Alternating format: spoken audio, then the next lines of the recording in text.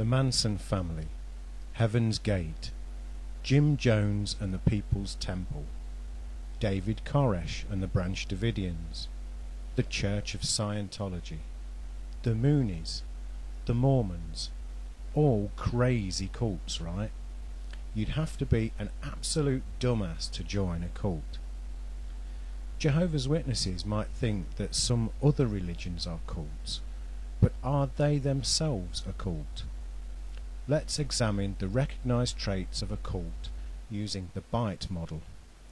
B.I.T.E is an acronym of 4 major control areas: behavior control, information control, thought control, and emotional control. Let's start with behavior control. Number 1. Regulation of an individual's physical reality. Where, how, and with whom the member lives and associates with. Jehovah's Witnesses aren't allowed to spend time socially with non-Jehovah's Witnesses who are friends or work acquaintances. They are discouraged from forming relationships with anyone who doesn't worship Jehovah. What clothes, colours and hairstyles the person wears. JWs aren't allowed beards, blue jeans, skirts above the knees, and no pants for women at the Kingdom Hall. Little or no time spent on leisure, entertainment or vacations. Most JWs are in low-paid jobs, thanks to not having a college education, so they enjoy a lot less of these activities. Major time commitment required for indoctrination sessions and group rituals. They have 4 meetings a week plus meetings for field service and family worship or Bible study. Also, there are circuit assemblies and district conventions. Need to ask permission for major decisions, like having a medical treatment involving blood or fractions. Need to report thoughts, feelings and activities to superiors. Jehovah's Witnesses have to report their monthly time spent in preaching. Rewards and punishments, behavior modification techniques, positive and negative.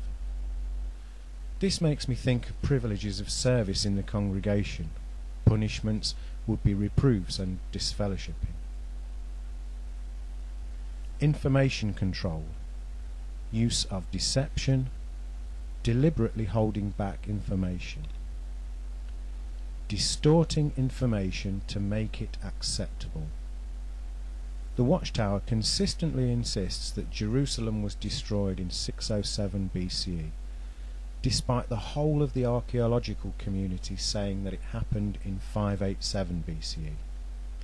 Now they do this to manipulate their interpretation of Scripture and the return of Jesus as King in 1914. This is pivotal, and without it their doctrine would fall flat on its face. Access to non-cult sources of information minimized or discouraged. Jehovah's Witnesses are urged to only use literature printed by the Watchtower Society for their personal study. Books, articles, newspapers, magazines, TV, radio. Critical information, former members. Keep members so busy they don't have time to think. Compartmentalization of information. Outsider versus insider doctrines. Information varies at different levels and missions within the pyramid.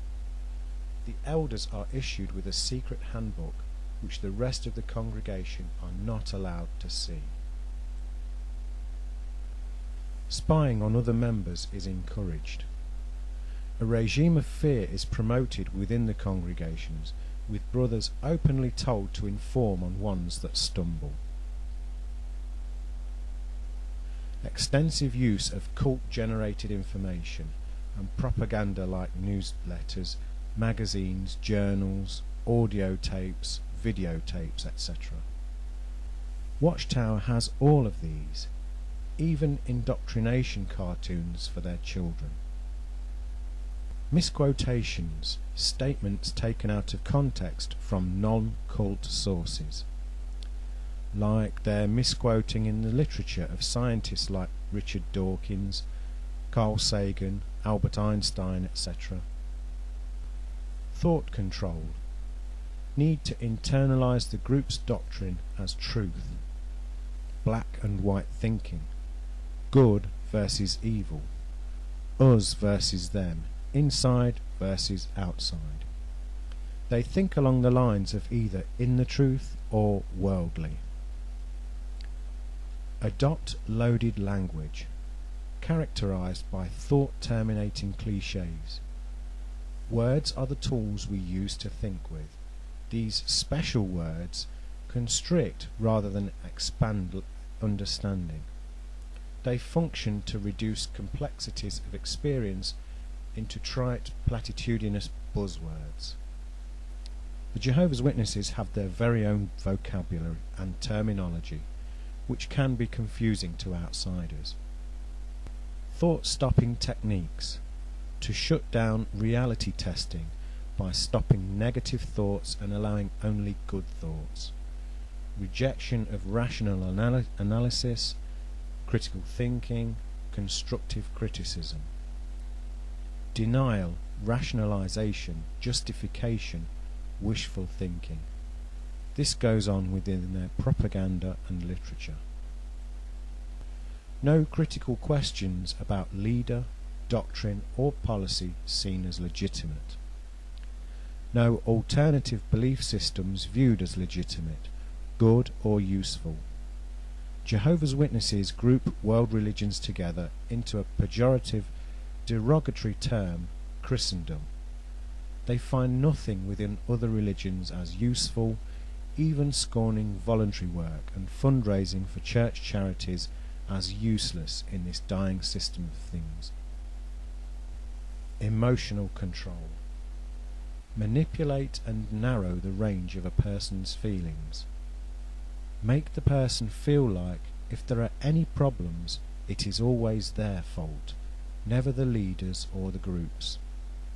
This reminded me of when the witnesses falsely predicted an end date like they did in 1975. Then they blamed the congregations. Excessive use of fear. Fear of thinking independently. Fear of the outside world. Fear of losing one's salvation. Fear of leaving the group or being shunned by the group. Fear of disapproval. Phobia indoctrination. Programming of irrational fears of ever leaving the group or even questioning the leader's authority. The person under mind control cannot visualize a positive, fulfilled future without being part of the group. The Jehovah's Witnesses love to overuse the scripture about the apostles saying, "Lord, where shall we go?" They are indoctrinated to think that the outside world can offer them nothing. Shunning of leave takers. Fear of being rejected by friends, peers and family. This has to be why so many people stay in the JW religion, even though they know it isn't the truth. If they leave, they will lose everything, friends, family, their whole life. If you want to investigate mind control and cults further, you can get hold of Combating Cult Mind Control by Stephen Hassan.